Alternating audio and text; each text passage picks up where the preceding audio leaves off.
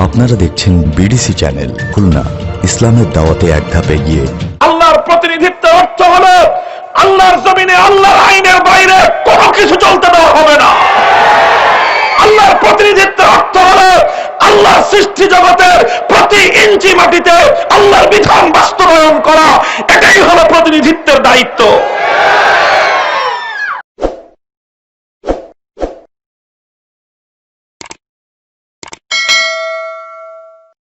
সমবেত ইসলাম প্রিয়, কোরআন প্রেমিক, নবী প্রেমিক, তৌহিদি মুসলমান ভাই ও বন্ধুগণ, পর্দার অন্তরাল ও বাসা বাড়িতে অবস্থানরত আমার সম্মানিত মা ও বোনেরা, তালিমুল মিল্লাত রহমতিয়া ফাজিল মাদ্রাসা কমপ্লেক্সের উদ্যোগে আয়োজিত আজকের এই দস্তারবন্দি হাফেজ ছাত্রদের সম্মান সূচক পাগড়ি প্রদান তথা দস্তারে ফজিলত প্রদানের এই বরকতময় মাহফিলে আল্লাহ রাব্বুল আলামিন আমাদের যাদেরকে সমবেত হওয়ার তৌফিক দিয়েছেন, রব্বে করিমের বড়ই মেহেরবানি। তিনি আমাদেরকে তার কোরআনের জলসায় নেক লোকদের, ভালো লোকদের, আলেমদের সোহবতে জীবনের কিছু সময় অতিক্রম করার সুযোগ করে দিয়েছেন। এজন্য তার দরবারে কালেমাতুর শুকরের হাদিয়া পেশ করি, আলহামদুলিল্লাহ। আমি আপনাদের সম্মুখে পবিত্র কোরআনে পাকের সূরা বনী ইসরাইল থেকে একটি আয়াত তেলাওয়াত করেছি। আল্লাহ পাক রব্বুল আলামিন তেলাওয়াতকৃত আয়াতের মধ্যে একটি নিদর্শন তথা একটি আলামতের কথা, পূর্বাভাসের কথা বলেছেন। কিসের আলামত? আল্লাহ যখন কোন কওমকে, কোন সম্প্রদায়কে, কোন দেশ অথবা কোন জাতির উপর আসমানি গজব নাজিল করার সিদ্ধান্ত গ্রহণ করেন, তো সেই জাতির উপর, সেই জাতির মধ্যে, সেই দেশে কিছু নিদর্শন, কিছু লক্ষণ দেখা দেয়। আল্লাহ বলেন, ওয়া ইযা আরাদনা আন নুহলিকা কারিয়াতান আমারনা মুতরাফিহা ফাফাসাকু ফিহা ফাহাক্কা আলাইহাল কওলু ফাদাম্মারনাহা তাদমীরা। আল্লাহ বলেন যে আমি যখন কোন জাতিকে ধ্বংস করতে চাই, তখন সেই জাতির মধ্যে যারা নাফরমান, যারা খোদাদ্রোহী, যারা পাপাচারী, অন্যায়কারী, জালিম, অত্যাচারী, আমি আল্লাহ তাদেরকে অবকাশ দিয়ে দেই, সুযোগ দিয়ে দেই। ফাফাসাকু ফিহা, তখন তারা খুব অন্যায় করতে থাকে, তারা অত্যাচার করতে থাকে, পাপাচারে লিপ্ত হতে থাকে। এগুলো করতে করতে তারা যখন চূড়ান্তভাবে সীমা লঙ্ঘন করে, ফাহাক্কা আলাইহাল কওল, তখন সেই সম্প্রদায়ের উপর, সেই জাতির উপর আল্লাহর পক্ষ থেকে আযাব আসাটা অবধারিত হয়ে যায়। আর আল্লাহর পক্ষ থেকে যখন আযাব আসা অবধারিত হয়ে যায়, আল্লাহ বলেন ফাদাম্মারনাহা তাদমীরা, তখন আমি যে কোনো এক সকালে অথবা সন্ধ্যায়, রাতের আধারে অথবা দিনের আলোতে আমি আযাব প্রেরণ করে সেই দেশকে, সেই জাতিকে লণ্ডভণ্ড করে দেই, তাদেরকে আমি নির্মূল করে দেই। এই হলো পবিত্র কোরআনে পাকের আয়াত। তো আল্লাহ রাব্বুল আলামিনের বিধান লঙ্ঘিত হওয়া, আল্লাহর নাফরমানি মহোৎসবে চলতে থাকা, কোন এলাকায় ব্যাপকভাবে আল্লাহর হুকুমের অপমান হতে থাকা, এটা একটা লক্ষণ, এটি একটি পূর্বাভাস যে ওই এলাকার উপর, ওই জাতির উপর আল্লাহর পক্ষ থেকে যে কোনো সময় আযাব নাজিল হয়ে যেতে পারে। যে কোনো মুহূর্তে আল্লাহ পাক রব্বুল আলামিন তাদেরকে পাকড়াও করতে পারেন। তখন তাদের উচিত সতর্ক হওয়া। এটা লক্ষ্য, চোখ কান খোলা রেখে চলতে হয়, চোখ কান খোলা রেখে সমাজে চলতে হয়। সমাজে কি হচ্ছে না হচ্ছে এই সব থেকে সম্পূর্ণ গাফিল থেকে শুধু নিজেকে নিয়ে ব্যস্ত থাকলাম, নিজে শুধু আমলের মধ্যে মশগুল থাকলাম, এটা একজন ইমানদারের দায়িত্বশীলতার পরিচয় হিসেবে যথেষ্ট নয়। বরং নিজে যেমন অন্যায় অপকর্ম থেকে বিরত থাকতে হবে, সমাজ, সম্প্রদায়, জাতি এদের মধ্যেও যেন কোনো অন্যায়, অবিচার, পাপাচার এটা যেন সীমালঙ্ঘন না করতে পারে, ব্যাপকতা লাভ না করতে পারে, সেই ব্যাপারেও সজাগ এবং সতর্ক থাকা এটা ইমানদারের দায়িত্ব এবং কর্তব্য। যদি সতর্ক হয়ে যায়, জাতি যদি সতর্ক হয়, তাহলে আল্লাহ রাব্বুল আলামিন শেষ মুহূর্তেও জাতিকে ক্ষমা করেন। কোরআনে পাকের মধ্যে আল্লাহর পক্ষ থেকে সেই ধরনের নিদর্শন রয়েছে। ফালাউলা কানাত ক্বরিয়াতুন আমানাত ফানাফাহা ঈমানুহা ইল্লা কওমা ইউনুস লাম্মা আমানু কাশাফনা আনহুম আযাবাল খিজয়ি ফিল হায়াতিদ দুনিয়া ওয়া মাত্তানাহুম ইলা হিন। আল্লাহ বলেন যে কওমে ইউনুস, হযরত ইউনুস আলাইহিস সালাতু ওয়াস সালামের সম্প্রদায়, তারা দীর্ঘ একটা সময় পর্যন্ত অবাধ্য থেকেছে। আল্লাহর অবাধ্য, আল্লাহর পয়গম্বরের অবাধ্য, নবীর কথা তারা মানে নাই, ঈমান গ্রহণ করেনি। তারা এভাবেই সীমা লঙ্ঘন করেছে। আল্লাহর পক্ষ থেকে তাদের জন্য আযাবের ফয়সালা হয়ে গেছে এবং আযাব আসার প্রাথমিক তার ধারাবাহিকতাও শুরু হয়ে গেল। ইউনুস আলাইহিস সালাম জাতিকে বললেন যে তোমরা আমার কথা মানলে না, সতর্ক হলে না, তোমাদের উপর 2 দিনের মধ্যে 3 দিনের মধ্যে আল্লাহর পক্ষ থেকে আযাব আসবে। ইউনুস আলাইহিস সালাম এই কথা বলে তিনি তার সম্প্রদায়কে রেখে আলাদা হয়ে গেলেন। আল্লাহর পক্ষ থেকে আযাব আসতে শুরু করলো। জাতি দেখতে পেল যে আসমান ঘনীভূত হয়ে আসতেছে, মহাপ্রলয়ঙ্কারী কোন আযাব তাদের উপর আসবে, এর সমস্ত আলামত, এর সমস্ত পূর্বাভাস পরিপূর্ণ হয়ে গেছে। তখন সেই সম্প্রদায়, তাদের মধ্যে ভীতি ছড়িয়ে পড়ল। তারা সন্ধান করতে লাগলো যে নবী কোথায়, ইউনুস আলাইহিস সালাম কোথায়। গোটা এলাকায় তন্ন তন্ন করে খুঁজে দেখলো যে উনি এলাকায় নেই। তখন তারা আরো নিশ্চিত হয়ে গেল যে নবী, তিনি আমাদেরকে সতর্কবাণী শোনায়ে তিনি এলাকা ত্যাগ করেছেন। তার অর্থ হলো যে আযাব আসাটা অবধারিত। তারা নবীকে খুঁজে না পেয়ে পূর্ণ জাতি, গোটা সম্প্রদায় যার যার ঘর থেকে বেরিয়ে আসলো। বেরিয়ে এসে এক মাঠের মধ্যে একত্রিত হলো। একত্রিত হয়ে তারা আল্লাহর কাছে ক্ষমা প্রার্থনা করতে লাগলো।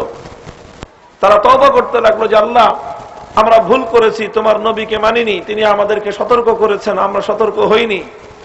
এখন আমরা তওবা করছি যে এখন থেকে আমরা নবীর কথা শুনবো, তুমি আমাদেরকে এই আযাব থেকে রক্ষা করো। আযাব আসমান থেকে অর্ধেক চলে আসার পরেও জাতির এই তওবা, তাদের এই সতর্কতা, এটা আল্লাহ পাক রব্বুল আলামিনকে এতটাই রাজি খুশি করেছে যে আল্লাহ পথের মধ্য থেকে আযাবকে আবার প্রত্যাহার করে নিয়ে গেছেন। আল্লাহ বলেন কিয়ামত পর্যন্তই সমস্ত মানব জাতির সঙ্গে আমি আল্লাহর এই আচরণ অব্যাহত থাকবে। ফালাউলা কানাত ক্বরিয়াতুন আমানাত ফানাফাহা ঈমানুহা ইল্লা কওমা ইউনুস লাম্মা আমানু কাশাফনা আনহুম আযাবাল খিজয়ি ফিল হায়াতিদ দুনিয়া ওয়া মাত্তানাহুম ইলা হিন। আল্লাহ বলেন যে এই ঘটনা থেকে শিক্ষা নিয়ে মানুষ কেন অন্তিম মুহূর্তেও সতর্ক হয় না, কেন সতর্ক হয়ে আল্লাহর নিকট ফিরে এলে আল্লাহ তো শেষ মুহূর্তেও মানুষকে পরিত্রাণ দান করেন। তো আমার বলার উদ্দেশ্য হলো যে সতর্ক হলে শেষ মুহূর্তে রক্ষার ব্যবস্থা আছে, কিন্তু সতর্ক হতে হবে, সজাগ হতে হবে, সচেতন থাকতে হবে। নিজেকে নিয়ে নিজে শুধু ব্যস্ত থাকলে সম্প্রদায়ের উপর যখন আযাব আসবে, জাতির উপর যখন আল্লাহর পাকড়াও আসবে, তখন কিন্তু আমি আপনি আমরা কেউ বাঁচতে পারবো না। সুপ্রসিদ্ধ হাদিস রয়েছে, আল্লাহ পাক রব্বুল আলামিন জিবরিল আলাইহিস সালাতু ওয়াস সালামকে বললেন, আওহাল্লাহু ইলা জিবরিল আন ইকলিব মাদিনাতা কাযা ওয়া কাযা বিআহলিহা।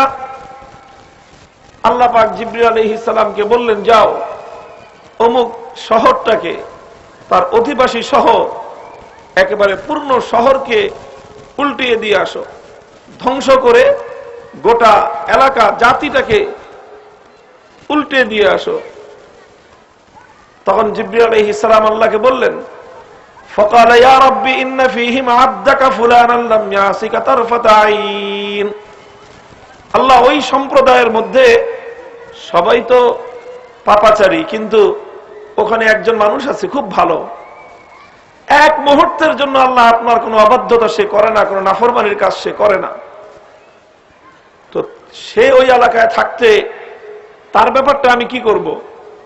কারণ গোটা এলাকা ধ্বংস করে দিলে সেও তো ধ্বংস হয়ে যাবে। আল্লাহ কি বললেন? ক্বালা ইকলিবহা আলাইহি ওয়া আলাইহিম ফাইন্না ওয়াজহাহু লাম ইয়াতামাআর ফিয়া সাআতান কাত্তু। যাও ওনাকে সহ, সেই ইবাদত গুজার, সেই আবেদকে সহ, গোটা এলাকাবাসী সহ এলাকাকে ধ্বংস করে দিয়ে আসো। কারণ সেই আবেদ নিজে ইবাদত নিয়ে মশগুল ছিল, কিন্তু জাতি গোল্লায় যাচ্ছে সে ব্যাপারে তার কোনো সচেতনতা ছিল না।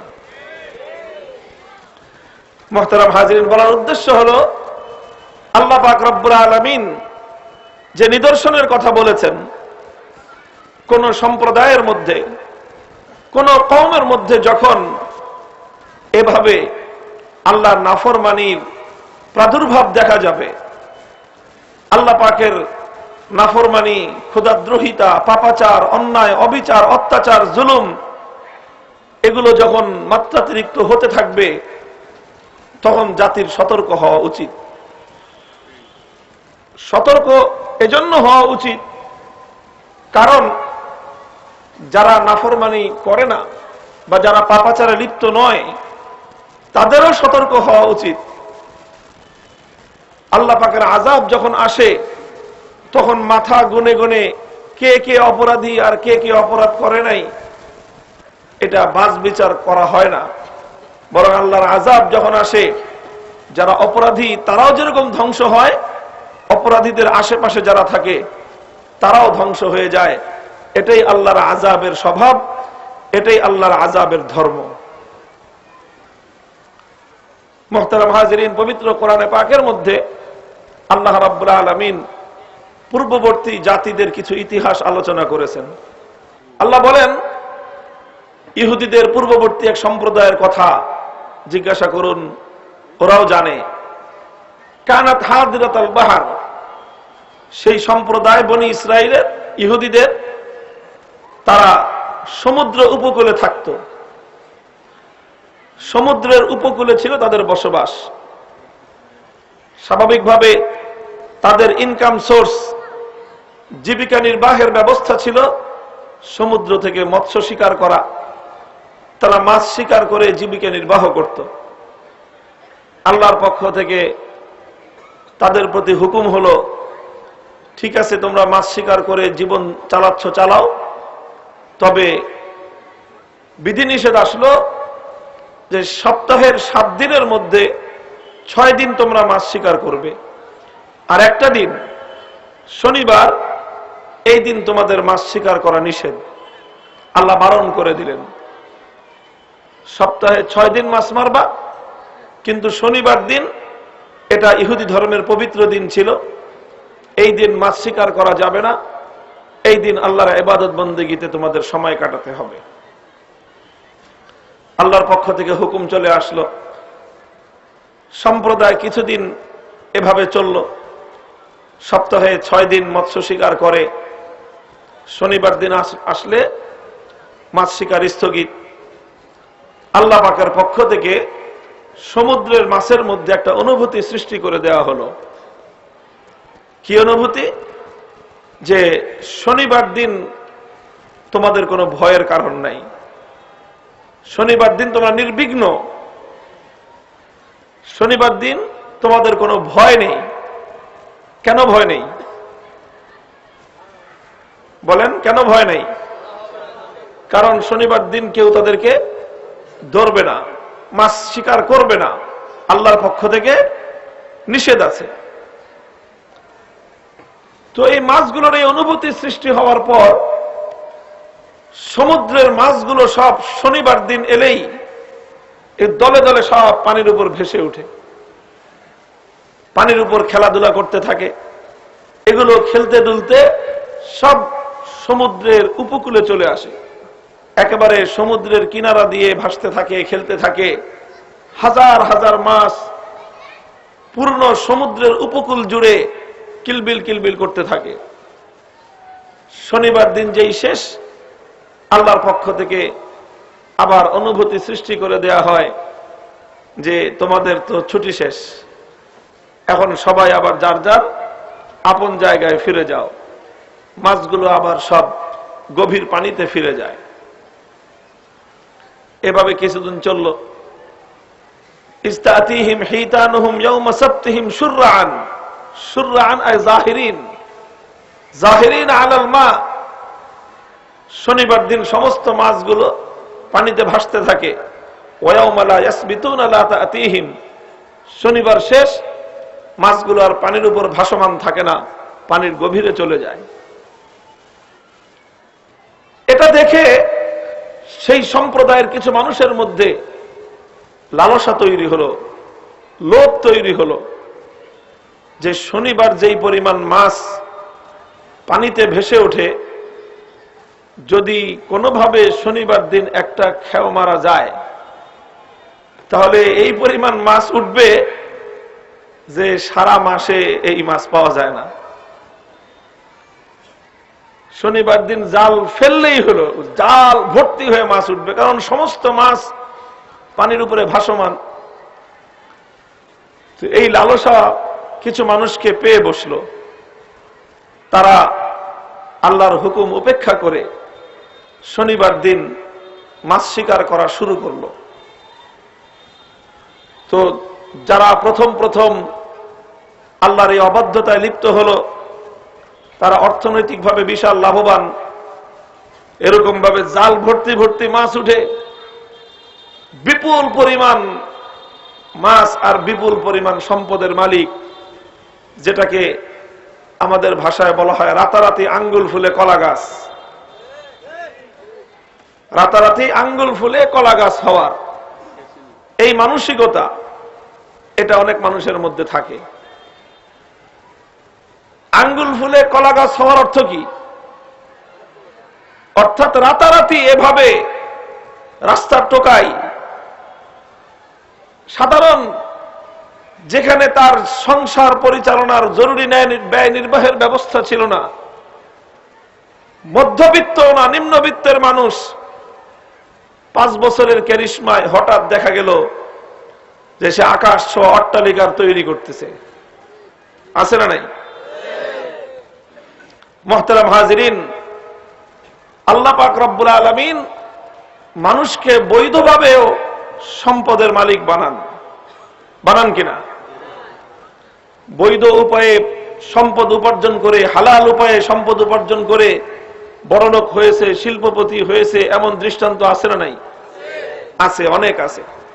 তবে বৈধ পথে হালাল উপায়ে সম্পদশালিতার জন্য সময়ের প্রয়োজন হয়। এটা আল্লাহর নিয়ম যে আল্লাহ পাক ধীরে ধীরে মানুষকে সম্পদ দান করেন। কিন্তু কিছু মানুষের ওই ধৈর্য কুলায় না। তারা চায় কোনাকুনি রাস্তা দিয়ে কেমনে সবার আগে বড়লোক হয়ে যাওয়া যায়। তখনই বৈধ অবৈধের কোনো বাছবিচার করে না, সম্পত্তি উপার্জন করতে থাকে যে কোনো উপায়ে। অপরের সম্পদ, দেশের সম্পদ, জনগণের সম্পদ যেইভাবে পারে সেইভাবে 4 হাতে নয় 8 হাতে তারা কামাই করবার জন্য সম্পদ লুটে নেওয়ার মহড়া শুরু করে দেয়। আর তখনই বলা হয় এই মানুষগুলো আঙ্গুল ফুলে কলা গাছ হয়। তো সেই সম্প্রদায়ের মধ্যেও কিছু মানুষ আঙ্গুল ফুলে কলা গাছ হয়ে গেল। তো তাদেরকে দেখা দেখি আরো মানুষ শনিবার দিনের মৎস্য শিকারের এই নিষিদ্ধ বিপজ্জনক কাজে নামলো। বড় সড়ো একটা গ্রুপ তৈরি হয়ে গেল যারা আল্লাহর হুকুম উপেক্ষা করে শনিবার দিন মাছ শিকার করে। যখন এভাবে চলতে লাগলো সম্প্রদায়ের মধ্যে মৎস্য শিকারের এই প্রতিযোগিতা, তখন ওই সমাজে আরো কিছু লোক তৈরি হলো, তারা এদেরকে বাধা দিল, বলল যে এভাবে আল্লাহর হুকুম লঙ্ঘন হবে আমাদের সামনে, এটা হতে পারে না। প্রকাশ্যে আল্লাহর বিধান উপেক্ষা, এটা আমরা বরদাস্ত করব না, তোমরা এই কাজ বন্ধ করো। দুটো পক্ষ হয়ে গেল। এক পক্ষ তারা আল্লাহর হুকুম লঙ্ঘন করেও শনিবার দিন মাছ মারবে, আরেক পক্ষ তাদেরকে বাধা দিতে আরম্ভ করলো, প্রতিরোধ করতে আরম্ভ করলো। দুই পক্ষ মুখোমুখি। তখন সমাজের তৃতীয় একটা পক্ষ অগ্রসর হয়ে এলো এই দুই পক্ষের মাঝামাঝি। তারা এসে বলল, وَإِذْ قَالَتْ أُمَّةٌ مِّنْهُمْ لِمَ تَعِظُونَ قَوْمًا اللَّهُ مُهْلِكُهُمْ أَوْ مُعَذِّبُهُمْ عَذَابًا شَدِيدًا। তারা এসে বলল, এদেরকে যারা অন্যায় কাজে বাধা দিচ্ছে এদেরকে প্রশ্ন করে, যারা অন্যায় কাজ করতেছে তাদেরকে প্রশ্ন করে না, তাদেরকে জিজ্ঞাসা করে না যে তোমরা কেন দয়াবান আল্লাহর হুকুম লঙ্ঘন করে শনিবার দিন কেন মাছ মারতেছো। এই প্রশ্ন তাদেরকে না করে যারা বাধা দিচ্ছে তাদেরকে প্রশ্ন করে, তোমরা কেন এদেরকে বাধা দিতে এসেছো। আল কোরআনে পাকের সমাজতত্ত্ব, কোরআনে পাকের সমাজতত্ত্ব প্রত্যেক জাতি এবং সম্প্রদায়ের মানুষ 3 ভাগে বিভক্ত থাকে। সমাজের মধ্যে একটা শ্রেণী থাকে যারা সমস্ত অন্যায় এবং অপরাধের হোতা। অন্যায় এবং অপরাধের হোতা এটা থাকে একটা শ্রেণী, এবং এই শ্রেণীটা কখনোই খুব বড় থাকে না, অল্প কিছু লোক। লক্ষ্য করে দেখবেন আশেপাশে নিজের সমাজেও অপরাধ যারা করে, চরিত্র বিধ্বংসী আয়োজনগুলো যারা করে সমাজে, ন্যাংটা মেয়ে নাচায় যুব চরিত্র ধ্বংস করে, এই সমস্ত আয়োজন করে কয়জন? অল্প কিছু মানুষ। সমাজে যুব চরিত্র ধ্বংস করবার জন্য ইয়াবা, ফেনসিডিল, হিরোইন সমস্ত মাদকগুলো সরবরাহ করে কয়জন? অল্প কিছু মানুষ। যত অন্যায়, যত কুকর্ম, সমাজের মধ্যে যত অপরাধ, খোদাদ্রোহিতার যত আয়োজন, এটা কিন্তু অনেক মানুষ মিলে করে না, এটা করে অল্প কিছু মানুষ। এটা হলো সমাজের, প্রত্যেক সমাজের একটা শ্রেণী থাকে এরকম যারা অপরাধী, যারা অপরাধ প্রবণ থাকে। কোরআনে পাকের সমাজতত্ত্ব এটা, যে একটা শ্রেণী এরকম থাকে। আরেকটা শ্রেণী থাকে প্রত্যেক সমাজেই, তাদের বুক ভরা থাকে সাহস, তাদের হৃদয়ে থাকে আকাশ উঁচু হিম্মত।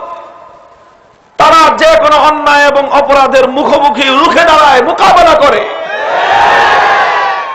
তারা কোনো রক্তচক্ষুর পরোয়া করে না। তাদের কথা একটাই, আমার চোখের সামনে অন্যায় হবে, খোদাদ্রোহিতা হবে, আমি বেঁচে থাকতে কোনো অন্যায়কে মাথা পেতে মেনে নেব না। সমাজের এই শ্রেণীটাও খুব বেশি থাকে না। এই হিম্মতওয়ালা, এই সাহসী মানুষ, এরাও কিন্তু সমাজে অল্প কিছু মানুষকে আল্লাহ পাক রব্বুল আলামিন এই সৎ সাহস দিয়ে সৃষ্টি করেন। এই হলো দুটো গ্রুপ। একটা হলো অপরাধ প্রবণ, আরেকটা পক্ষ থাকে যারা অপরাধ দমনে তারা অগ্রসরমান। আর সমাজের অধিকাংশ মানুষ মাস পিপল, সমাজের অধিকাংশ মানুষ তৃতীয় পক্ষ। এরা সরাসরি অন্যায়ে যুক্ত থাকে না, আবার এরা অন্যায়ের প্রতিরোধেও অগ্রসর হয়ে আসে না। এটাই হলো সমাজের অধিকাংশ মানুষের চরিত্র। তবে একটা সময় গিয়ে ডিসাইড হয়ে যায়, তিন পক্ষ থাকে না। এই যে কনফ্লিকশন হক এবং বাতিলের, এই যে ন্যায় এবং অন্যায়ের যে একটা বিরোধ, এই বিরোধ চলতে চলতে গোটা সমাজ দুই ভাগে ভাগ হয়ে যায়, তিন ভাগ আর থাকে না।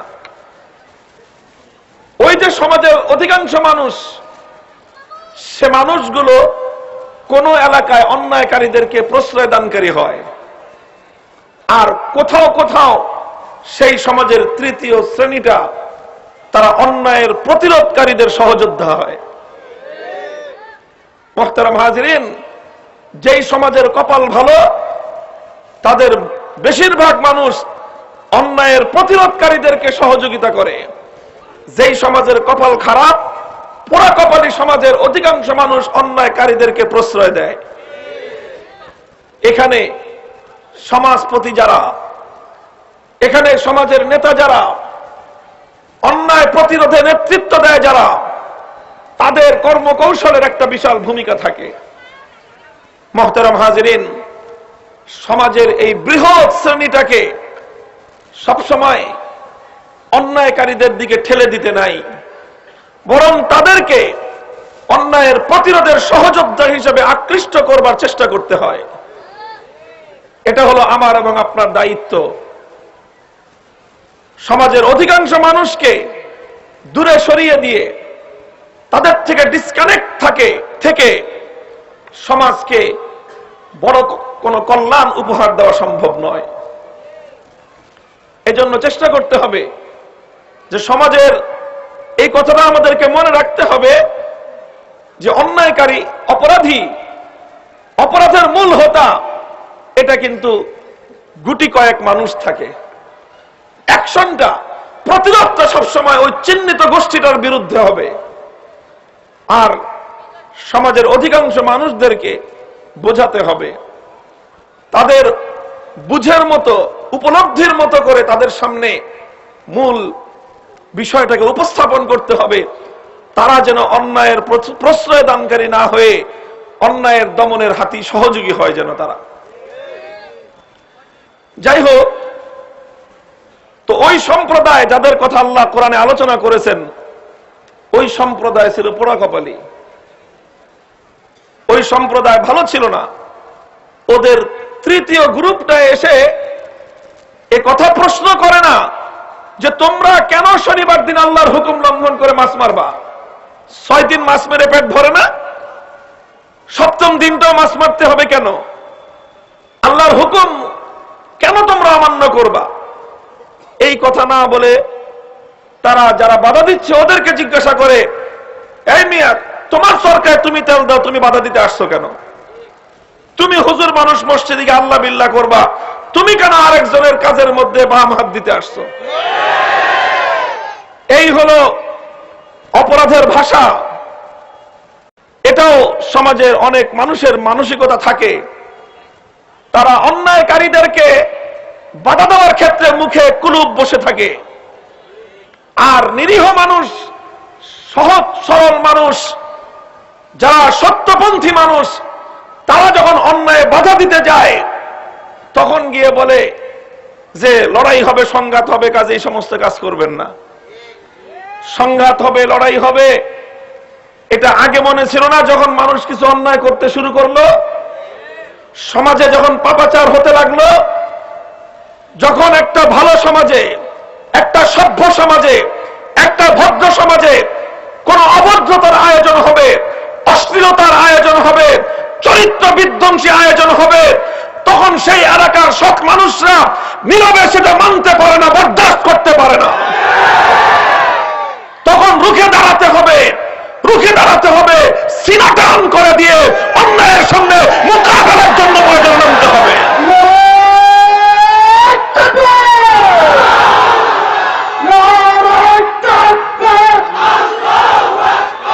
তুমি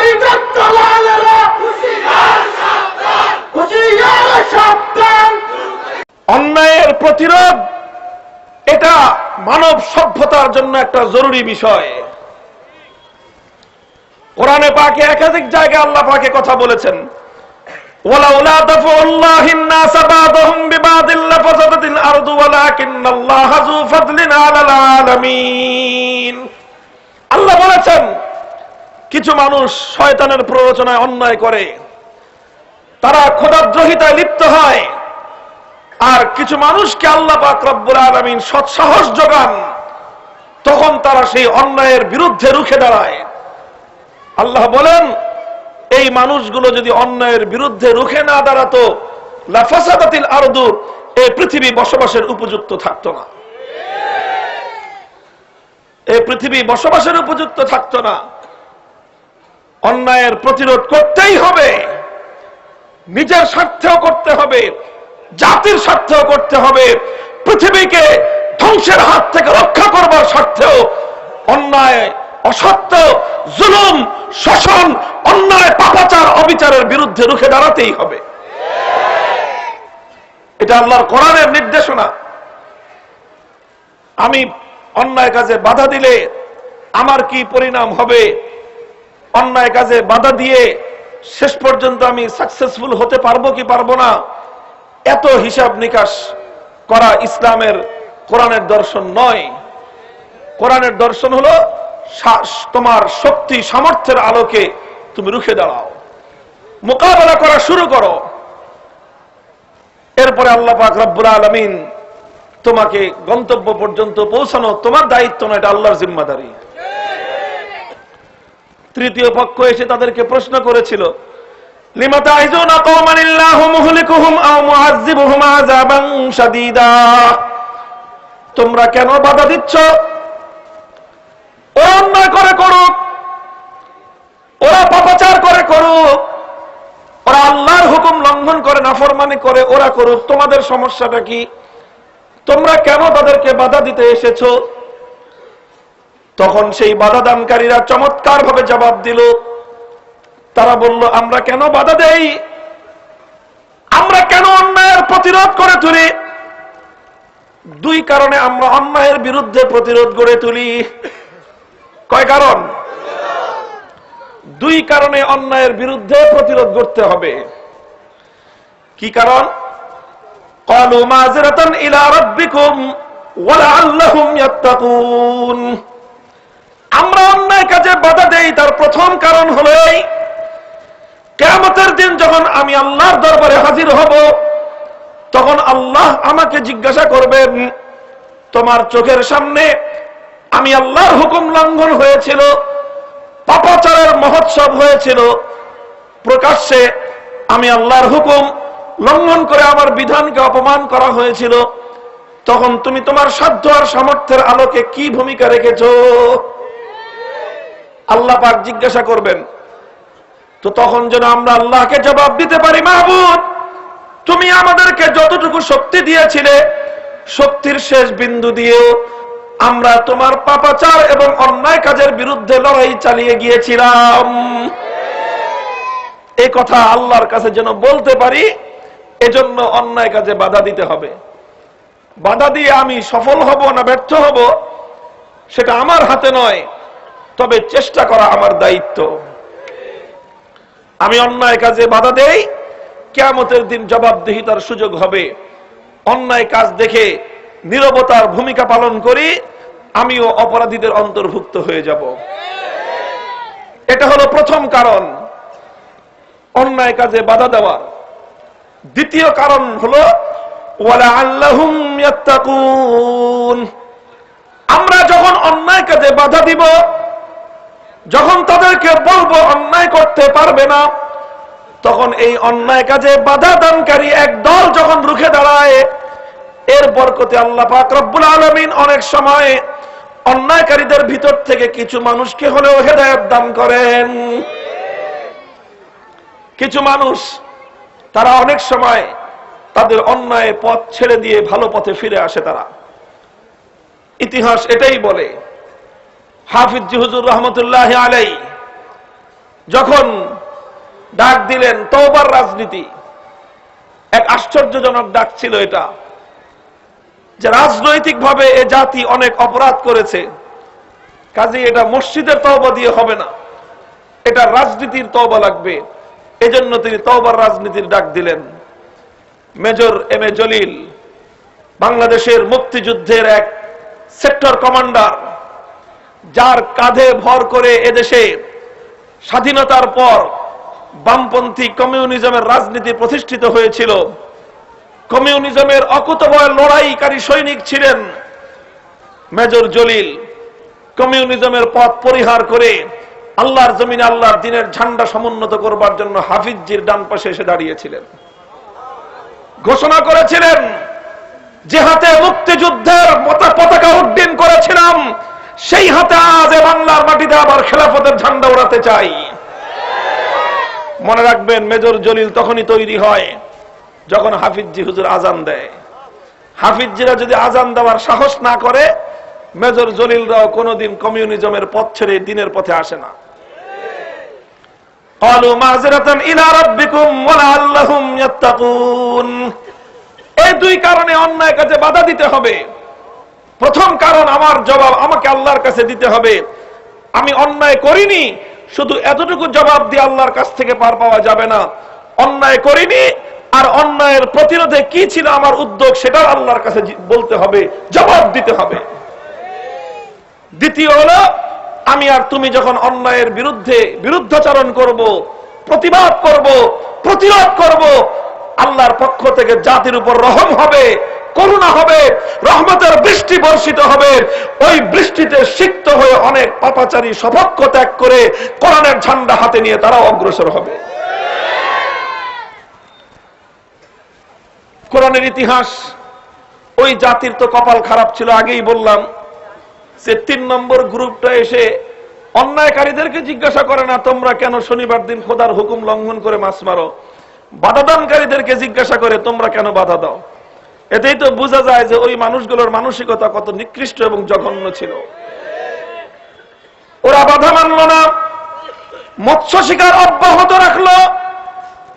আর এই অন্যায় কাজে বাধাদানকারীরা তারা বাধা দিতে দিতে যখন দেখলো জাতির সঙ্গে চূড়ান্ত বিভেদের সময় চলে এসেছে, তখন তারা নিজেদেরকে অপরাধী জাতির থেকে বিচ্ছিন্ন করে নিল। এভাবে কিছুদিন পথ চলবার পর আল্লাহর কোরআন বলতেছে, ফালাম্মা নাসু মা যুক্কিরু বিহি আনজাইনাল্লাযীনা ইয়ানহাউনা আনিস সূ আনজাইনাল্লাযীনা ইয়ানহাউনা আনিস সূ ওয়া আখাযনাল্লাযীনা যালামু বিআযাবিন বাঈসিন বিমা কানু ইয়াফসুকুন। আমি আল্লাহ পাক রব্বুল আলামিন যখন তারা দেখলাম কোনোভাবেই উপদেশের কথা তাদের কানে ঢুকছে না, আমি আল্লাহ পাক কঠিন শাস্তির মাধ্যমে ওদেরকে পাকড়াও করলাম। আর পরিত্রাণ দিলাম ওই সমস্ত মানুষগুলোকেই যারা অন্যায় কাজে বাধা দিয়েছিল। শুধু তাদেরকে আমি আল্লাহ রক্ষা করলাম সেই আযাব থেকে। আর অন্যায়কারী এবং অন্যায়কারীদের প্রশ্রয় দানকারী উভয় সম্প্রদায়ের উপর আমি আল্লাহর পক্ষ থেকে কঠিন পাকড়াও চলে আসলো। কি পাকড়াও?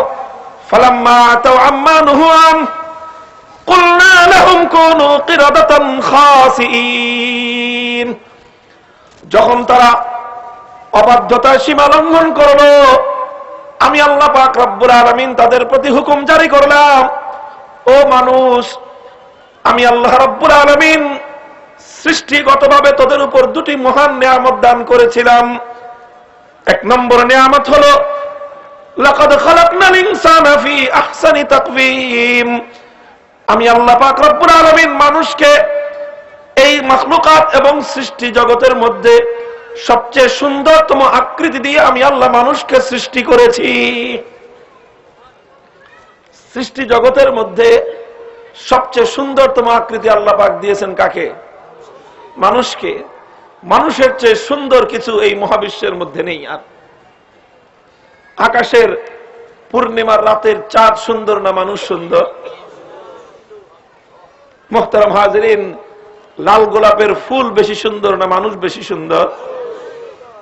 ওই পাহাড়ের কলকল ধ্বনিতে বয়ে চলা ঝর্ণার দৃশ্য, নয়নাভিরাম দৃশ্য, সে দৃশ্য বেশি সুন্দর না মানুষ বেশি সুন্দর? লাকাদ খালাকনাল ইনসানা ফি আহসানি তাকওয়িম। আমার আল্লাহ যেখানে মানুষের সৃষ্টির বর্ণনা দিয়েছেন, সুম্মা খালাকনান নুতফাতা আলাকাতান ফাখালাকনাল আলাকাতা মুদগাতান ফাখালাকনাল মুদগাতা ইযামান ফাকাসাওনাল ইযামা লাহমান সুম্মা আনশানাহু খালকান আখার ফাতাবারাকাল্লাহু আহসানুল খালিকিন। আমার আল্লাহ বলেন, আমি মানুষকে প্রথমে সেই নুতফা মানুষের বীর্য থেকে আমি আল্লাহ পাক রব্বুল আলামিন জমাট রক্ত তৈরি করলাম, জমাট রক্ত থেকে গোশতপিণ্ড তৈরি করলাম, গোশতপিণ্ডের উপর হাড্ডি আমি জুড়ে দিলাম, হাড্ডির উপর চামড়ার প্রলেপ জুড়ে দিয়ে সে মানুষকে আমি এক চমৎকার অবয়ব দান করলাম।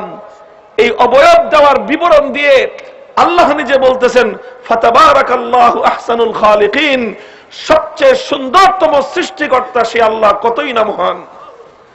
অন্য কোন মাখলুকের সৃষ্টির বিবরণের পর আল্লাহ পাক নিজের এই স্যাটিসফ্যাকশন, আল্লাহ পাক নিজের ব্যাপারে এই স্যাটিসফ্যাকশনের ঘোষণা দেননি যে আমি সুন্দরতম অবয়ব সৃষ্টিকারী। মানুষের সৃষ্টির বিবরণের পর আমার আল্লাহ যেভাবে বলেছেন, মানুষের এই সৃষ্টির বিবরণ পড়লে মানুষের অজান্তেই একথা তার উচ্চারিত হবে কণ্ঠ দিয়ে যে আল্লাহ মানুষকে সবচেয়ে সুন্দরতম অবয়ব দিয়ে সৃষ্টি করেছেন। কেমন চমৎকার! দু পায়ের উপর দাঁড়িয়ে আছে মানুষ, কি তার শরীরের ব্যালেন্স! দু পায়ের উপর দাঁড়িয়ে 6 ফিট এত দীর্ঘ দেহ, দুটি ছোট্ট ছোট্ট পাও, এই 6 ফিট দেহটাকে কিভাবে ব্যালেন্স করে রেখেছে, নিয়ন্ত্রণ করে রেখেছে। শুধু এই দেহটাকে নিয়ন্ত্রণ করেনি, 80 কেজির মানুষ 150 কেজির বোঝা বহন করে চলছে, তারপরে ওই 2 পা তার নিয়ন্ত্রণ এক চুল পরিমাণ কমে না। পৃথিবীতে এভাবে 2 পায়ের উপর দাঁড়িয়ে সোজা এত দীর্ঘদেহী একটা মাখলুক এতটুকু ছোট্ট ছোট্ট 2টি পায়ের উপর এমন ভাবে নিয়ন্ত্রণ ধরে রাখবে, অন্য কোন মাখলুককে আল্লাহ পাক এই শক্তি দান করেননি। মানুষ সবচেয়ে সুন্দরতম আল্লাহর মাখলুক। এটা হলো মানুষের প্রতি আল্লাহ পাকের জন্মগত সবচেয়ে বড় অনুদান, আল্লাহ পাকের সবচেয়ে বড় রহম, করুণা। দ্বিতীয় করুণা হলো ওয়ালাকাদ কাররামনা বনি আদম। আমি আল্লাহ পাক রব্বুল আলামিন বনি আদমকে, মানব সন্তানকে, আদম সন্তানকে আমি আল্লাহ পাক রব্বুল আলামিন সর্বোচ্চ সম্মানের আসনে অধিষ্ঠিত করলাম। মানুষকে আল্লাহ সুন্দর বানিয়েছেন, মানুষকে আল্লাহ সম্মানিত বানিয়েছেন। সে জাতি যখন চূড়ান্ত ভাবে আল্লাহর হুকুম লঙ্ঘন করলো, আল্লাহ বললেন, তোরা আমার এই 2 নিয়ামত পাওয়ার উপযুক্ত নয়। আমি আল্লাহ আমার এই উভয় নিয়ামত তোদের কাছ থেকে ছিনিয়ে নিলাম। সুতরাং কুলনা লাহুম কুনু কিরাদাতান খাসিইন, আমি তাদেরকে বলে দিলাম, হে অপরাধীর দল এবং হে অপরাধীর প্রশ্রয় দানকারী দল, তোরা নিকৃষ্ট লাঞ্ছিত বানরে পরিণত হয়ে যা। বাস সঙ্গে সঙ্গে সেই সমস্ত মানুষের আকৃতি পরিবর্তন হয়ে মানুষ থেকে সেগুলো বানরে পরিণত হয়ে গেল। সব বানর, সেই বানরগুলোর চোখের দৃষ্টিশক্তি ঠিক ছিল, কানের শ্রবণ শক্তিও ঠিক ছিল, মাথার ধী শক্তি, উপলব্ধি শক্তিও ঠিক ছিল, শুধু মুখের বাক শক্তি বন্ধ হয়ে গেল।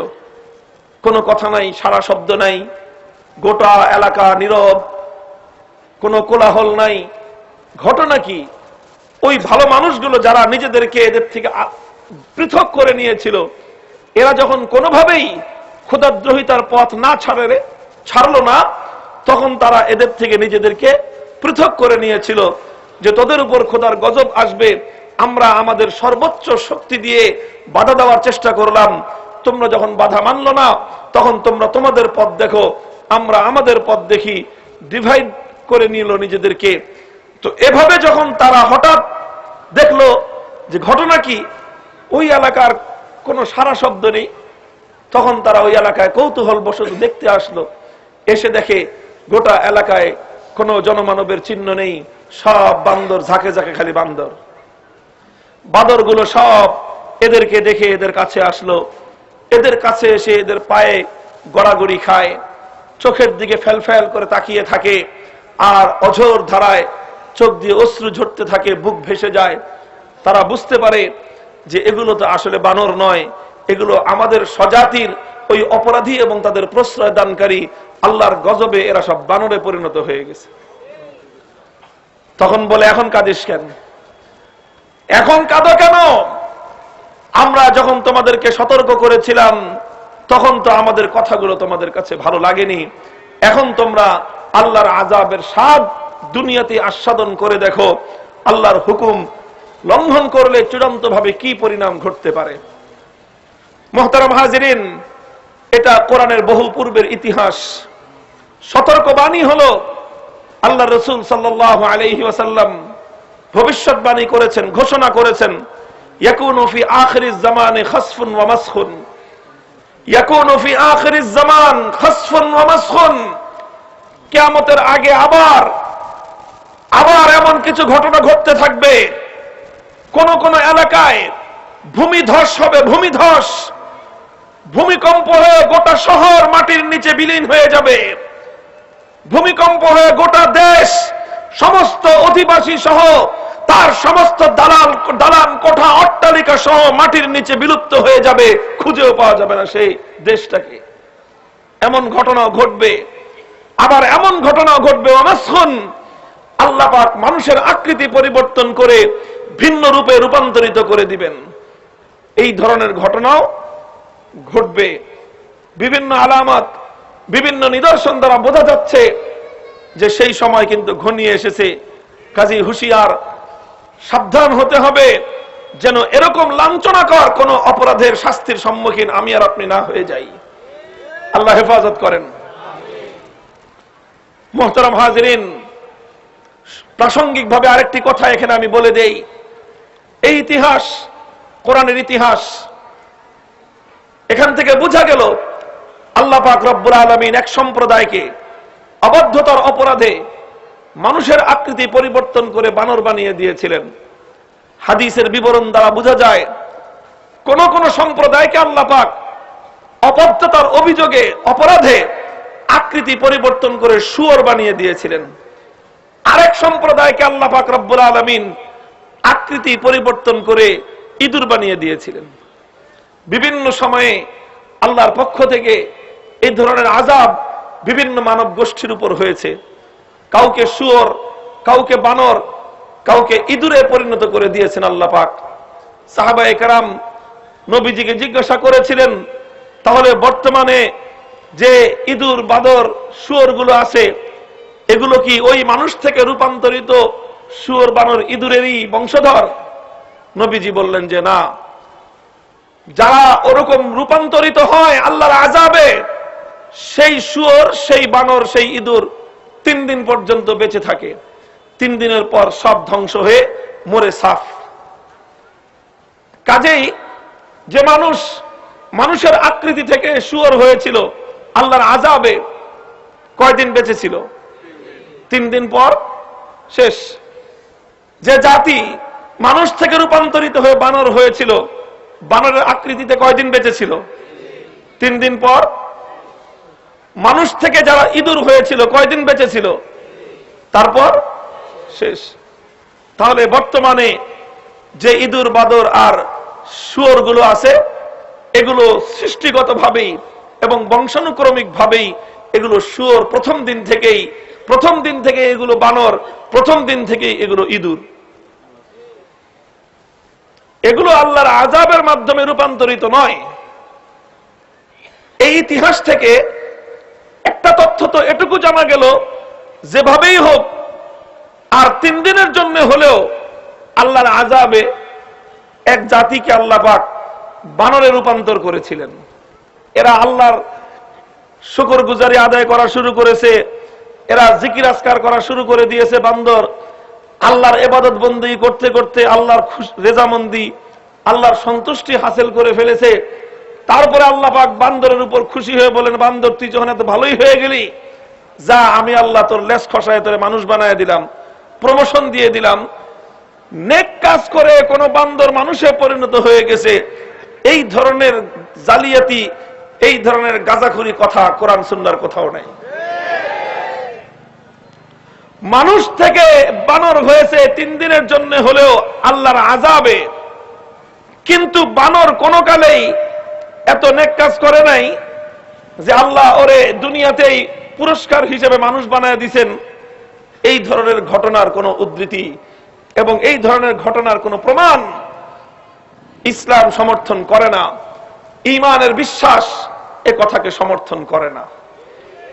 মুহতারাম হাজিরিন, স্বাভাবিকভাবেই প্রশ্ন আসবে যে পাঠ্যপুস্তকে তো আছে, ক্লাস 9-10 এর সাধারণ বিজ্ঞান বইয়ের মধ্যে বিবর্তনবাদ নামে ডারউইনের যে মতবাদ পড়ানো হয়, সেখানে তো বিবর্তনের এই কাহিনী বলা হয়েছে যে পৃথিবী আগে কেমন গ্যাসীয় পিণ্ড ছিল, তারপরে কেমনে কেমনে বিবর্তন হতে হতে পৃথিবী হলো, তারপরে কিভাবে একটা জার্ম, একটা ভাইরাস হলো, ভাইরাস থেকে আস্তে আস্তে বিবর্তন হয়ে পোকা হলো, পোকা থেকে মাকড় হলো, মাকড় থেকে ইন্দুর হলো, ইন্দুর থেকে বান্দর হলো, তারপরে সেই বান্দর বাদরামি করতে করতে যখন চূড়ান্ত বাদর হয়েছে, পাহাড়ের পাথরের ঘষায় ঘষায় অথবা জঙ্গলের গাছের ডালের ঘষায় ঘষায় বাদরামির এক পর্যায়ে গিয়ে যখন ওর ঘষতে ঘষতে লেজ খসে পড়ে গেল, পিঠ সোজা হয়ে সে মানুষ হয়ে গেল। এই যে কাহিনী, এর চেয়ে জালিয়াতির কথা, এর চেয়ে মিথ্যা কথা, এর চেয়ে গাঁজাখুরি কথা পৃথিবীতে দ্বিতীয়টা থাকতে পারে না।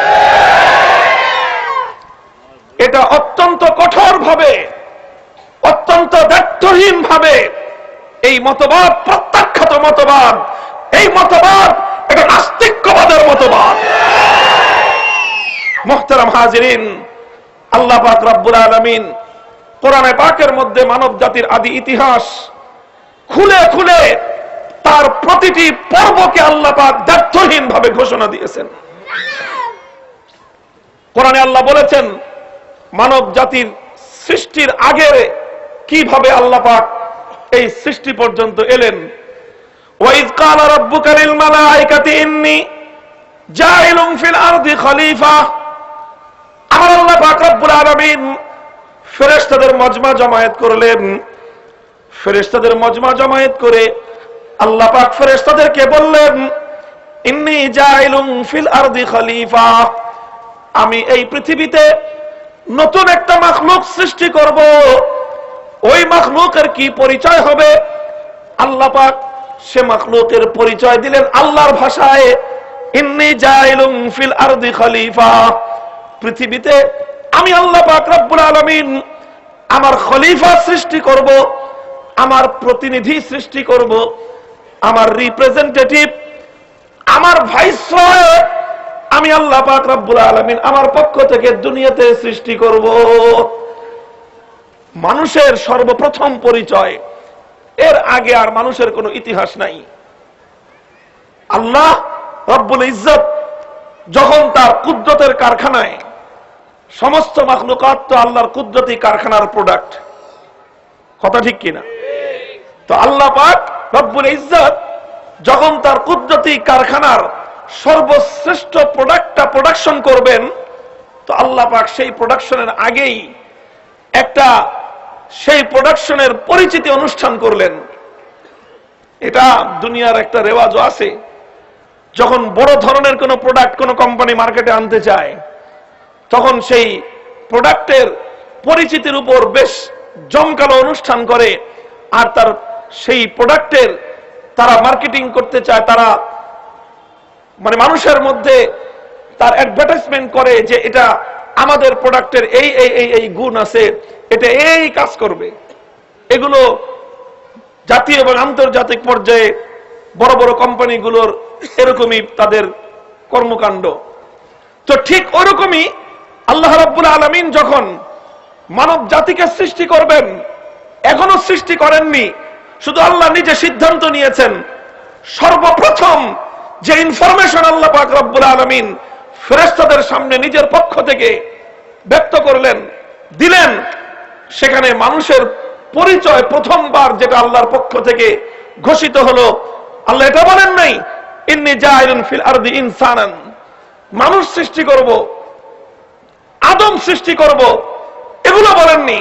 আল্লাহ সর্বপ্রথম পরিচয় বলেছেন ইন্নী জাইলুন ফিল আরদি খলিফা, পৃথিবীতে আমি আমার প্রতিনিধি সৃষ্টি করব। কাজী খেলাফত, আল্লাহর খেলাফত, আল্লাহর প্রতিনিধিত্ব, এটাই হলো মানব জাতির সবচেয়ে প্রথম পরিচয়, সবচেয়ে বড় পরিচয়, সবচেয়ে গৌরবের পরিচয়। আল্লাহর প্রতিনিধিত্বের অর্থ হলো আল্লাহর জমিনে আল্লাহর আইনের বাইরে কোনো কিছু চলতে দেওয়া হবে না। আল্লাহর প্রতিনিধিত্বের অর্থ হলো আল্লাহর সৃষ্টি জগতের প্রতি ইঞ্চি মাটিতে আল্লাহর বিধান বাস্তবায়ন করা, এটাই হলো প্রতিনিধিত্বের দায়িত্ব। মুহতারাম হাজিরিন, কাজেই খেলাফতের দায়িত্ব ভুলে থাকবার অবকাশ আমার এবং আপনার নাই। এটা যদি আমরা করি, আমরা আমাদের সৃষ্টির সঙ্গে গাদ্দারি করলাম, আমরা আমাদের আদি ইতিহাসের সঙ্গে বিশ্বাসঘাতকতা করলাম। দুঃখজনক ভাবে আজ মানব জাতিকে, মানব জাতি তো মানব জাতি, মুসলিম জাতিকে পর্যন্ত তাদের সৃষ্টির আদি পরিচয় থেকে তাদেরকে গাফেল বানিয়ে তাদেরকে এক দায়িত্ব জ্ঞানহীন জাতিতে পরিণত করা হয়েছে। মুসলমান এমন দায়িত্ব জ্ঞানহীন ছিল না। মুসলমান নিজের আত্মপরিচয় বোঝো, আমাকে আল্লাহ পাক তার খলিফা বানিয়েছেন, আমাকে আল্লাহ তার নিজের প্রতিনিধি বানিয়েছেন। সুতরাং এটা আমার সবচেয়ে বড় গৌরবের পরিচয়, এটা আমার সবচেয়ে বড় মর্যাদার পরিচয়, এটা আমার অহংকার, এটা আমার মহান জিম্মাদারি। আমার জীবন দিয়ে হলেও আমার এই দায়িত্বের ভার এবং বোঝা বহন করা উচিত, দায়িত্ব আঞ্জাম দেওয়া উচিত। আল্লাহর বিধান আল্লাহর জমিনে বাস্তবায়ন করবার জন্য আল্লাহর বিধান বিরোধী প্রতিটি কার্যক্রমকে মোকাবেলা করা, এটাই হলো একজন খলিফার মূল দায়িত্ব।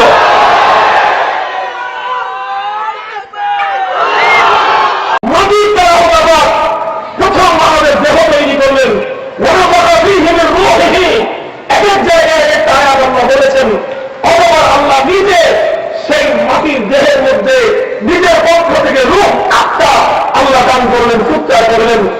আদম আলাইহিস সালাম জীবন্ত মানুষে তিনি পরিণত হলেন। তারপর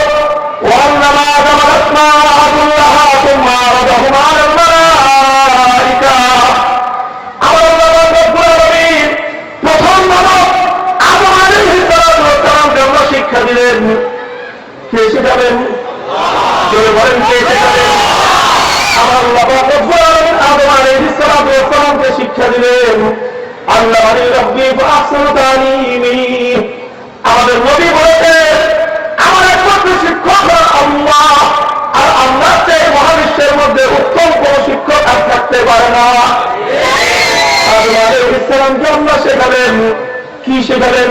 আর আসমাআ কুল্লাহা, এই মহাবিশ্বের মধ্যে আমার আল্লাহ পাক রব্বুল আলামিনের গোটা সৃষ্টি জগতে যত সৃষ্টি রয়েছে সব সৃষ্টিগুলোর নাম, পরিচয় এবং বিস্তারিত বিবরণ আমার আল্লাহ পাক রব্বুল আলামিন আদম আলাইহিস সালামকে শেখালেন।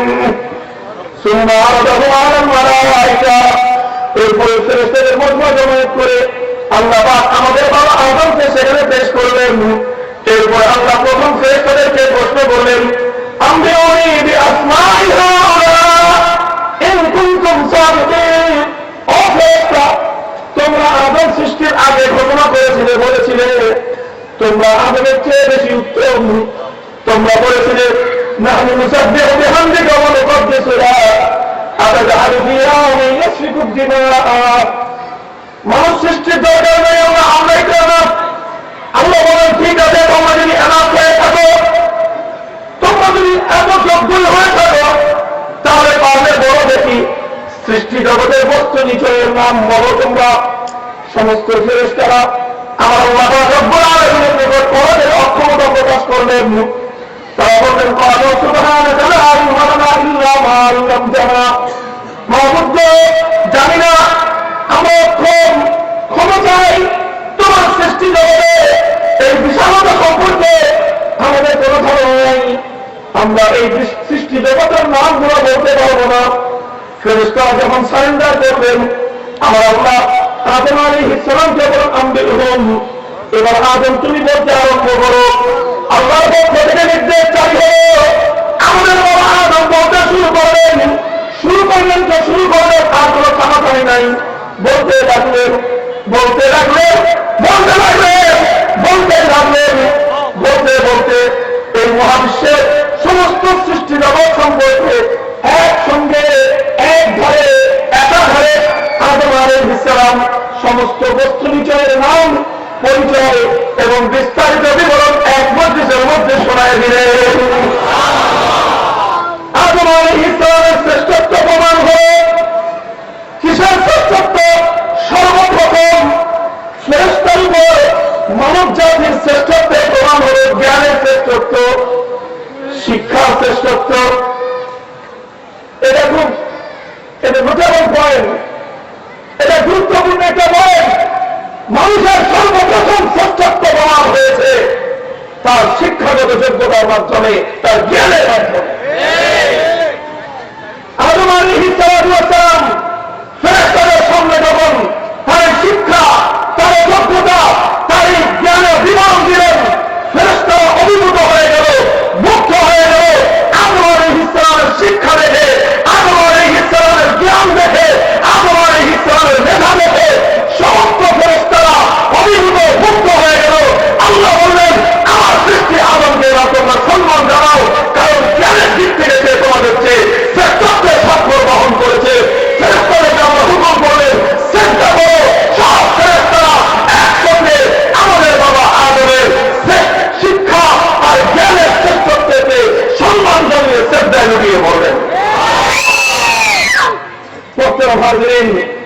এরপর আল্লাহ বাবা আদমের বাম পাজরের হাত থেকে আমাদের আদিমাতা হাওয়া আলাইহিস সালামকে আল্লাহ সৃষ্টি করলেন আর বলে দিলেন, তোমরা ইয়া আদম উসকুন আনতা ওয়া যাওজুকাল জান্নাহ ওয়া কুলা মিনহা রাগাদান হাইসু শি'তুমা ওয়া লা তাকরাবা হাযিহিশ শাজারাতা ফাতাকুনা মিনাজ জালিমিন।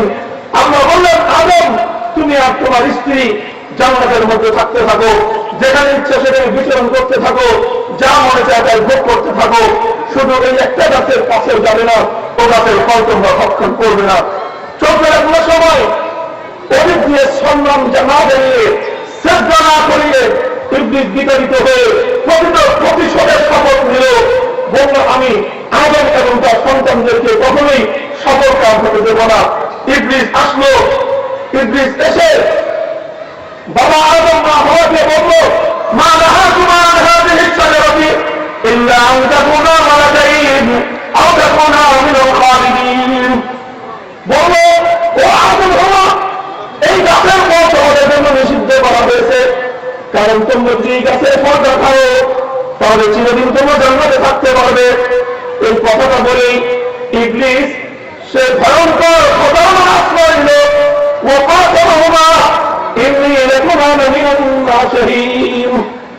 ইবলিস আল্লাহর নামে শপথ করলো, কার নামে? আল্লাহর নামে শপথ করে বলল, আমি তোমাদের কল্যাণকামী, আমি তোমাদের শত্রু নই, আমি তোমাদের বন্ধু, আমি তোমাদের মঙ্গল চাই, আমি তোমাদের ক্ষতি চাই না। তোমরা এই গাছের ফলটা খাও, তোমাদের জন্য ভালো হবে।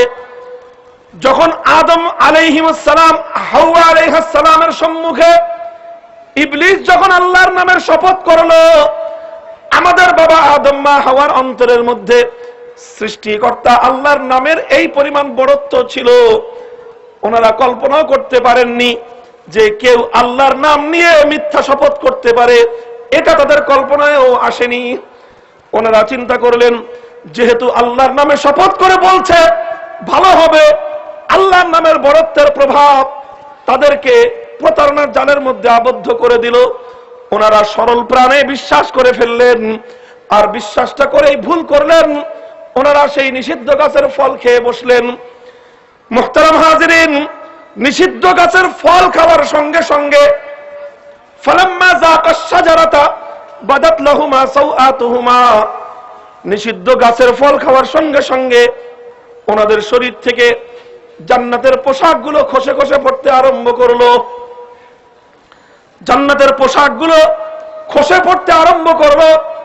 জান্নাতের পোশাক যখন আমাদের বাবা মায়ের শরীর থেকে খসে পড়ছিল, ওই সময়ে তাদের অ্যাক্টিভিটি কি ছিল, তাদের ভূমিকাটা কি ছিল?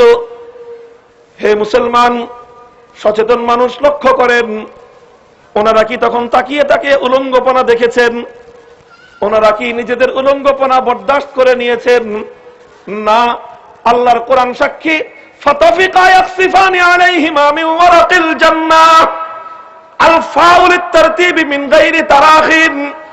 আল্লাহর কোরআন বলতেছে, যেই মুহূর্তে ওদের শরীর থেকে জান্নাতের পোশাকগুলো খসে পড়লো, ওই মুহূর্তেই সঙ্গে সঙ্গে পাশে থাকা জান্নাতের গাছের পাতাগুলো ছিঁড়ে ওনারা ওনাদের লজ্জাস্থান আর সতর্কে ঢাকতে আরম্ভ করলেন। জোরে করে একটা সুবহানাল্লাহ বলেন মিয়া। এটা সুবহানাল্লাহ বলার জায়গা, কারণ এটা আমাদের মর্যাদার বিষয়, আত্মমর্যাদার বিষয়, এটা মানব সভ্যতার গৌরবের বিষয়, এটা মানব জাতির জন্য অহংকারের বিষয়। আমাদের বাবা, আমাদের মা সেই সৃষ্টির উষালগ্নেও এক মুহূর্তের জন্য উলঙ্গপনাকে বরদাস্ত করে নেননি, এক মুহূর্তের জন্য বেহায়াপনাকে মেনে নেন নাই। কাপড় খসে পড়তেছে, কাপড় খসে পড়তেছে, তাকিয়ে তাকিয়ে তারা লজ্জাহীনতা দেখেননি, তাকিয়ে তাকিয়ে বেহায়াপনাকে সহ্য করে নেননি, সঙ্গে সঙ্গে জান্নাতের গাছের পাতা ছিঁড়ে লজ্জা আবরণ করবার চেষ্টা করেছেন তারা। এটাই হলো মানব জাতির গৌরবের জায়গা। মুহতারাম হাজিরিন, এরপর যা হওয়ার হলো, আল্লাহ ওনাদেরকে বললেন তোমরা দুনিয়াতে যাও। বাবা মা দুনিয়াতে আসলেন, আল্লাহর কাছে ক্ষমা প্রার্থনা করলেন, আল্লাহ ক্ষমা করে দিলেন। বললেন, আদম, আমি তো তোমাকে প্রথমেই বলেছিলাম জাইলুন ফিল আরদি খলিফা, তোমাকে আমি প্রতিনিধিত্ব দিব জান্নাতের মধ্যে নয়, তোমাকে আমি প্রতিনিধি বানাবো ফিল আরদি, পৃথিবীতে। সুতরাং তুমি পৃথিবীতে আমার খলিফা হিসেবে দায়িত্বভার বুঝে নাও। আদম আলাইহিস সালাম দায়িত্বভার বুঝে নিলেন, দায়িত্বভার বুঝে নিলেন, নবুয়ত লাভ করলেন। নবুয়ত লাভ করে আদম আলাইহিস সালাম পৃথিবী আবাদ শুরু করলেন। আল্লাহ পাক বাবা আদম মা হাওয়ার কোল জুড়ে দুটি দুটি করে সন্তান দান করতে আরম্ভ করলেন। ওই সন্তানদের মাধ্যমে পৃথিবী আস্তে আস্তে আবাদ হতে লাগলো। একদিক থেকে পৃথিবীতে মানুষ আসতে লাগলো, সঙ্গে সঙ্গে ওহীর মাধ্যমে প্রতিটি মুহূর্তে আল্লাহর পক্ষ থেকে আদম আলাইহিস সালাতু ওয়াস সালামকে মানব সভ্যতা বিনির্মাণের প্রতিটি ছোট্ট থেকে ছোট্ট বিষয়, খুঁটিনাটি প্রতিটি বিষয় ওহীর মাধ্যমে আদম আলাইহিস সালামকে শিক্ষা দেওয়া হলো। আদম আলাইহিস সালাম সন্তানদেরকে শিক্ষা দিয়ে দুনিয়াতে মানব সভ্যতা তৈরি করলেন। মানুষ কিভাবে দুনিয়াতে বসবাস করবে, ওহীর মাধ্যমে আল্লাহ পাক বাবা আদমকে শিক্ষা দিয়েছেন। দুনিয়াতে মানুষ কিভাবে চাষাবাদ করবে, তার প্রাথমিক শিক্ষা আল্লাহ পাক ওহীর মাধ্যমে বাবা আদমকে শিক্ষা দিয়েছেন। দুনিয়াতে মানুষ কিভাবে জীবন জীবিকা নির্বাহ করবেন, তার প্রাথমিক শিক্ষা আল্লাহ পাক ওহীর মাধ্যমে বাবা আদমকে শিক্ষা দিয়েছেন। এমনকি একটা মানুষ মারা গেলে কিভাবে তাকে মাটির নিচে সমাহিত করা হবে, সেই শিক্ষাটাও আল্লাহ পাক ফেরেশতা পাঠিয়ে মানব জাতিকে শিক্ষা দিয়েছেন। এই হলো কোরআনের ইতিহাস। মুসলমান, এগুলো কোরআনের ইতিহাস। আল কোরআনের এক জায়গায় দুই জায়গায় নয়, 10 থেকে 15 জায়গায় আদি ইতিহাস মানব সভ্যতার গড়ার কথাগুলো বর্ণনা করা হয়েছে। এই ইতিহাসের আলোকে আমি আপনাদেরকে কয়েকটা প্রশ্ন করি, জবাব দিবেন দ্ব্যর্থহীন এবং সন্দেহাতীত ভাবে। আদম আলাইহিস সালাতু ওয়াস সালাম প্রথম মানব সভ্যতার সূচনা যাকে দিয়ে, সেই প্রথম মানুষ আদম আলাইহিস সালাম শিক্ষিত ছিলেন না অশিক্ষিত ছিলেন? জ্ঞানী ছিলেন না মূর্খ ছিলেন? সাধারণ জ্ঞানী ছিলেন না মহাজ্ঞানী ছিলেন? মহাজ্ঞানী ছিলেন, যার জ্ঞানের শ্রেষ্ঠত্ব স্বীকার করে নিয়েছে আল্লাহ পাকের কুল মালায়েক। কুল মালায়েক যার জ্ঞানের শ্রেষ্ঠত্ব প্রমাণ করে নিয়েছে। জ্ঞানের মাধ্যমে যার বিজয়ের যাত্রা শুরু হয়েছে, জ্ঞানের মাধ্যমে যার সম্মানের যাত্রা শুরু হয়েছে, শিক্ষার মাধ্যমে মানব সভ্যতার গোড়াপত্তন হয়েছে, জ্ঞানের মাধ্যমে মানব সভ্যতার ভিত রচিত হয়েছে। সুতরাং আজকে যদি কেউ আমাদেরকে বলে আদিমকালে মানুষ জঙ্গলে থাকতো, আদিম যুগে মানুষ অসভ্য ছিল, আদিম যুগে মানুষ মূর্খ ছিল, এই কথা যদি কেউ বলে, এটা তার বানানো জালিয়াতের কথা হতে পারে। আল কোরআনের তথ্য কোনোদিনও স্বীকার করে না। মুহতারাম হাজিরিন, পরিষ্কার এই প্রসঙ্গের এই আলোচনা আমি এজন্য আনলাম, সন্তানরা তো স্কুলে পড়বে, স্কুলে পড়াশোনা করবে, স্কুলে শিক্ষার বিরোধিতা করার মতো সংকীর্ণ মনা আমরা নই। এই স্কুলগুলো, এগুলো তো এদেশের জনগণের সম্পদের ট্যাক্সের পয়সা দিয়েই পরিচালিত হয়। কথা বলেন ঠিক কিনা? দেশের উপর নিজের অধিকার প্রত্যেকটা জনগণকে, প্রত্যেকটা নাগরিককে সর্বপ্রথম নিজের দেশের উপর নিজের অধিকারটা বুঝতে হবে, তারপরে আপনার হৃদয়ের মধ্যে দেশপ্রেম জায়গা নেবে। আপনি যদি মনে করেন এদেশের আমি কে, এদেশের মালিক তো বঙ্গবন্ধুর মেয়ে শেখ হাসিনা, কেউ যদি মনে করেন এদেশের আমি কে, এদেশের মালিক তো বেগম খালেদা জিয়া, তাহলে কোনদিন আপনি দেশপ্রেমিক হতে পারবেন না। আপনাকে সর্বপ্রথম কথা বুঝতে হবে, এই দেশের মাটির উপর শেখ হাসিনার যতটুকু অধিকার আমারও ঠিক তার সমান অধিকার রয়েছে। এদেশের মাটির উপর একজন বেগম জিয়ার যতটুকু অধিকার আমার আর তোমারও ঠিক তার সমান পরিমাণ অধিকার। অধিকার সমান পরিমাণ এ কথা যখন তুমি হৃদয়ে বিশ্বাস করবা, তারপর থেকে তুমি দেশপ্রেমিক হওয়া শুরু করবা। এজন্য আমি বলছি, দেশ কিভাবে চলে? বড় লোকরা অধিকাংশ ট্যাক্স ফাঁকি দেয়। অর্থনীতির ছাত্র হিসেবে এগুলো আমাদের ঘাটাঘাটি করা আছে। অধিকাংশ ইন্ডাস্ট্রিয়ালিস্টরা নানা রকম ফন্দি ফিকির করে রাষ্ট্রকে, সরকারকে কর ফাঁকি দেয়। অধিকাংশ ব্যাংকের থেকে ঋণ খেলাফি কারা? শত শত কোটি টাকার মালিক যারা জনগণের সম্পদ শুষে তারা বড় লোক হয়, বড় বড় গাড়ি হাঁকায়। রাস্তাঘাটে দেখেন না 3 কোটি টাকার BMW গাড়ি হাঁকে, শতকরা 90 টাকার ঋণ খেলাফির। আমার এবং আপনার টাকা দিয়ে গাড়িগুলো চলে। সমাজে অল্প কিছু শিল্পপতি আছে যারা সৎ, অল্প কিছু শিল্পপতি আছে যারা সৎ, দেশকে ভালোবাসে, যারা দেশকে ঠিক মতো ট্যাক্স আদায় করে। এরকম শিল্পপতির সংখ্যা অনেক কম। আর অধিকাংশ শিল্পপতিদেরকে বলা হয় কি জানেন? তাদের হিসাব মেনটেন করার খাতা 2 রকম। কয় রকম খাতা? দৃষ্টান্ত দেয় হাতির দাঁতের মতো। কিসের মতো? উর্দুতে বলে হাতি কা 2 দাঁত, এক দেখানে কো আর এক খানে কো। হাতির দাঁত 2 রকম। একটা হলো খালি দেখানোর জন্য, ইয়া বড় বড় দাঁত, শুধু দেখাই যায়। এই বড় দাঁত দিয়ে হাতি কোনোদিন একটা কোন কলা গাছের পাতাও চিবায় খায় না। আর আসল দাঁত যেটা হাতির ভিতরে থাকে, ওই দাঁত দেখা যায় না। তো হাতির দাঁত কয় রকম? একটা হলো খাওয়ার জন্য, আর একটা হলো। অধিকাংশ শিল্পপতিদের হিসাব মেনটেন করার, তাদের যে আপনার খাতাপত্র থাকে 2 রকম থাকে। একটা থাকে গভর্নমেন্টের ট্যাক্সের বিভাগকে দেখানোর জন্য, আর একটা হলো নিজেদের প্রকৃত হিসাব সংরক্ষণের জন্য। তাহলে দেশ চলে কেমনে? দেশ চলে সাধারণ মানুষের ট্যাক্সের পয়সা দিয়ে। গরিব, কৃষক, শ্রমিক, মজদুর, মেহনতি, রিক্সাওয়ালা, ভ্যান গাড়ি চালক, ঠেলা গাড়ি ঠেলে, নৌকার মাঝি, এই যে মানুষগুলো মাথার ঘাম পায়ে ফেলে যত সামান্য পয়সা ইনকাম করে, সন্ধ্যাবেলা 100 টাকা, 200 টাকা, 500 টাকা দিয়ে চাল, ডাল, তেল, নুন, চিনি, নিত্য প্রয়োজনীয় জিনিসগুলো কিনতে গেলেন। 100 টাকার জিনিস কিনলে 85 টাকার দ্রব্য পাবেন, বাকি 15 টাকা ভ্যাট হিসেবে কেটে সরকারের ফান্ডে চলে যাবে। এটাতে আমার কোনো আপত্তি নাই, এটাই সিস্টেম। আমার দেশ আমার টাকা দিয়ে চলবে, এটাই তো স্বাভাবিক। এখানে কোনো প্রতিবাদ বা এটাতে কোনো বাদানুবাদের কিছু নাই, এটাই স্বাভাবিক সিস্টেম। কিন্তু প্রশ্ন হলো, আমার টাকা দিয়ে দেশ চলবে, আমার সেই ট্যাক্সের তিল তিল করা পয়সা, মাথার ঘাম পায়ে ফেলানো ট্যাক্সের পয়সা দিয়ে শিক্ষা বিভাগ চলবে, শিক্ষা মন্ত্রীর ভাতা চলবে, শিক্ষা বিভাগে যারা কার্যক্রম পরিচালনা করবে তাদের মাইনে দেওয়া হবে, আমাদের ট্যাক্সের পয়সা দিয়ে স্কুলের ভবনগুলো তৈরি হবে, আমাদের ট্যাক্সের পয়সা দিয়ে স্কুলের শিক্ষক শিক্ষিকাদের বেতন হবে, সেই স্কুলে আমার ছেলে আর আমার মেয়ে পড়তে যাবে, আমার ট্যাক্সের পয়সা দিয়ে বই ছাপানো হবে, সেই বইয়ের মধ্যে কোরআন বিরোধী, গাঁজাখড়ি, ডারউইনের বিবর্তনবাদ শিক্ষা দেওয়া হবে। ইমানদার দেশপ্রেমিক নাগরিক হিসেবে মানতে পারি না।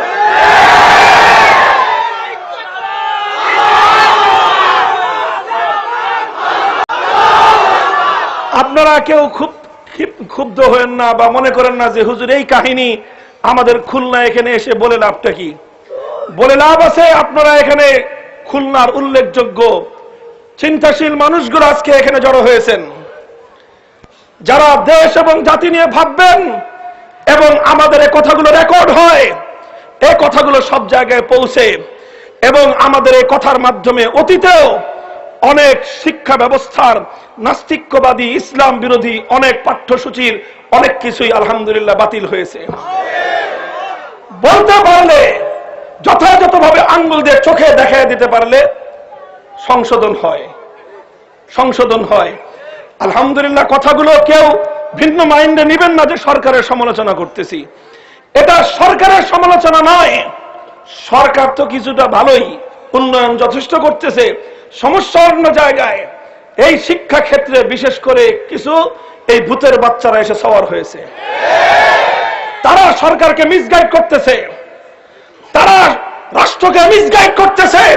আমরা উলামায়ে কেরাম, তাওহীদি জনতা, কোরআন প্রেমী জনতা যদি এর বিরুদ্ধে প্রতিবাদ করতে না শিখি, আগামী দিনে আরো ভয়ঙ্কর কোনো কিছু আমাদের সন্তানদের উপর চাপিয়ে দেওয়া হবে।